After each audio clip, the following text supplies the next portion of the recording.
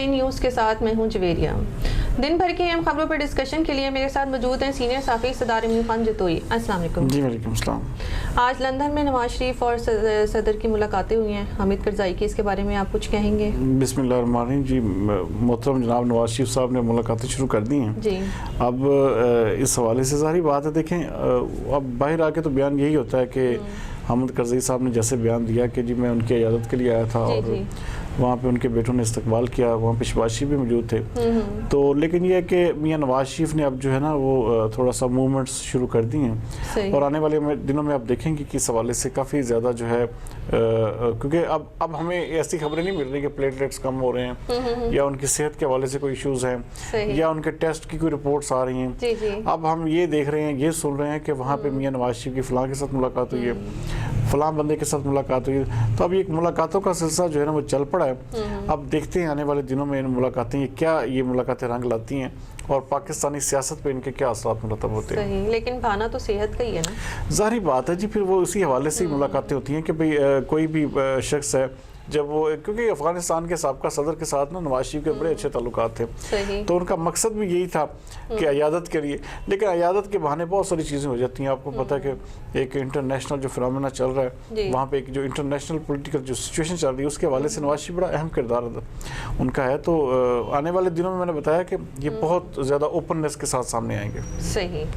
Imran Khan NRO की होने की बात करते हैं, मगर NRO तो हो गया है, रहनुमा पीपल्स पार्टी। जी ज़ाहिर बात है, बात उनकी बिल्कुल ठीक है। पीपल्स पार्टी अब देखें ना, नवाज शरीफ को जाने देना ये बेसिकली NRO है जी। आपकी हुकूमत हो, आपकी सारा एक जिसे कहते हैं कि सब कुछ आपकी पूरी इंतजामी मशीनरी आपके हाथ में हो, तो कैसे कोई बंदा छूट सकता है, कैसे कोई बंदा यहाँ से वहाँ जा सकता है या इस मुल्क को छोड़ के कैसे जा सकता है। तो ये सब कुछ एक NRO है, एक समझौता है। आप देखें मरीम नवाज का जो है खामोश रहना, फिर नवाज शरीफ का चले जाना, फिर शहबाज शरीफ का चले जाना, तो ये सारी चीज़ें इशारा करती हैं कि कोई जो है ना बहुत ज़बरदस्त किस्म का इनका आपस में NRO हुआ है।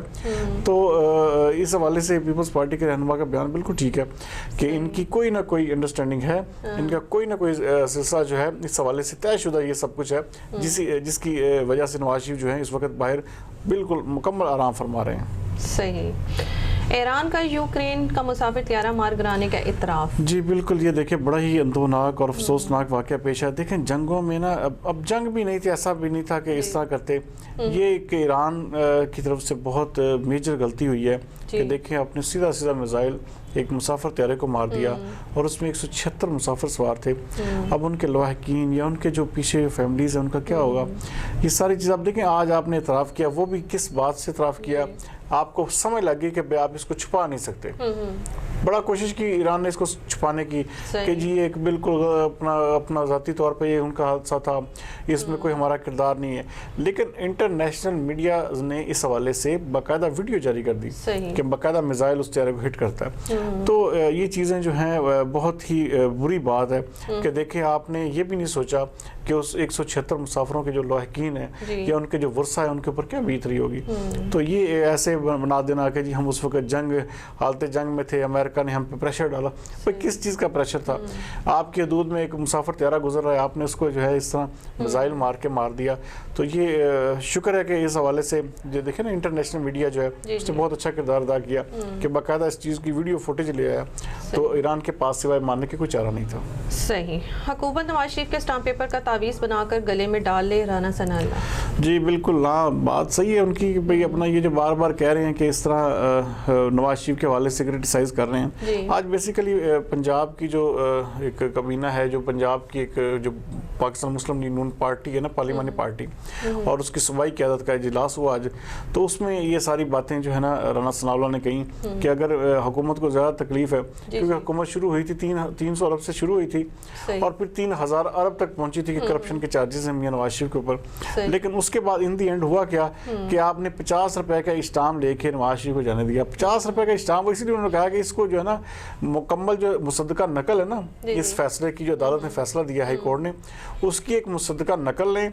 मुसद्दका नकल को लेके वहाँ पे जो स्टाम्प पेपर बना 50 रुपये, उसको गले में डालने से ज़हनी सुकून भी होगा और PTI को इससे जो है ना दायमी एक किस्म का ना वो وہ فاقہ ہو جائے گا اس حوالے سے. بات ان کی بالکل ٹھیک ہے کیونکہ نواز شریف تو اب جا چکے ہیں اور یہ ایک حقیقت بات ہے کہ وہ 50 روپے کا اسٹامپ دیکھے ہی گئے ہیں. انہوں نے بہت کچھ کہا کہ جی یہ گارنٹی دے دیں وہ گارنٹی دے دیں, لیکن کیا تھا آخر کار ایک یہ ایک مکمل طور پہ سمجھوتا جو تھا اس صورت میں ان کا طے پا چکا تھا, تو انہوں نے جانا تھا تو وہ 50 روپے کا اسٹامپ دے کر ہی گئے. تو رانا ثناء اللہ اسی اپنی زبان جو ان کا جو لفاظ کی ادائیگی ہے اسی وجہ سے انہوں نے 6 مہینے پہلے بھی جیل بھگتی ہے. تو لگتا ہے کہ آنے والے دنوں میں پی ٹی آئی جو ہے ان کے حوالے سے کچھ اور سوچے گی. صحیح. بالر حسن علی کی آج بھی سرفراز احمد کو اپنا کپتان قرار دے دیا. جی بالکل. دیکھیں پتہ کیا, سرفراز احمد کے ہوتے ہوئے ٹیم لگتی تھی, ٹیم میں ایک جان تھی, ٹیم میں کچھ پیشن تھا, ٹیم جیتتی تھی. آپ 2019 پورا اٹھا لیں, جب سے سرفراز احمد کو سیک کیا انہوں نے کپتانی سے ہٹایا, آپ یقین مانیں پاکستان کرکٹ جو ہے نا وہ تباہی کے دہانے پر پہنچ چکی ہے. اور یہ جو بابر اعظم اور اظہر علی کا تجربہ ہے اور یہ جو مصباح الحق کو کوچ بنایا گیا, میں کہتا ہوں کہ پاکستان کی کرکٹ کو اس سے مزید تباہی سے بچانا ہے اگر, تو میں آج بھی یہ کہوں گا کہ سرفراز احمد کو دوبارہ کپتان لیں. وہ دیکھیں نا حسن علی بڑا اچھا ٹیلنٹڈ بالر ہے, تو وہ اس نے کیا کہا کہ اگر وہ ڈانٹتے تھے, گالیاں دیتے تھے, جگڑتے تھے, دعائیں بھی دیتے تھے, لیکن کیا ہوتا تھا ان دی اینڈ میچ جتوا دیتے تھے. صحیح بھئی ایسا کپتان تھا.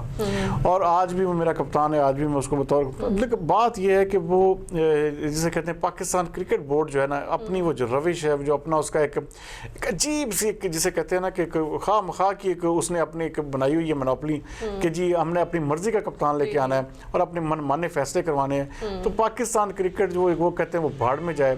تو بہرحال میرے ذاتی خیال میں جب تک سرفراز احمد کو دوبارہ کپتانی پہ نہیں لایا جائے گا پاکستان کرکٹ روبے زوال رہے گی, اور اس کا جو حل ہے سوائے سرفراز احمد کی کپتانی کے اس وقت تک کوئی نہیں ہے. اور تو حسن علی کے بیان کا کوئی فائدہ ہے یا کیا؟ جی فائدہ اس میں کیا ہونا ہے, دیکھیں بات پتہ کیا ہے, اصل میں یہ جو کرتا دھرتا ہے کرکٹ بورڈ کے, جب ان کے اپنے پاؤں جلیں گے, جب ان کی نوکریاں خطرے میں پڑیں گی, جب اس حوالے سے کوئی عمران خان دیکھے کہتے تھے نا کہ جی میں یہ کر دوں گا, کرکٹ کے میدان یہ کر دوں گا, کرکٹ میں ہار نہیں ہوگی, لیکن کیا جب سے عمران خان صاحب کی حکومت آئی ہے تب سے پاکستان کرکٹ جو ہے نا تباہی کے آخری کنارے پہ پہنچ چکی ہے.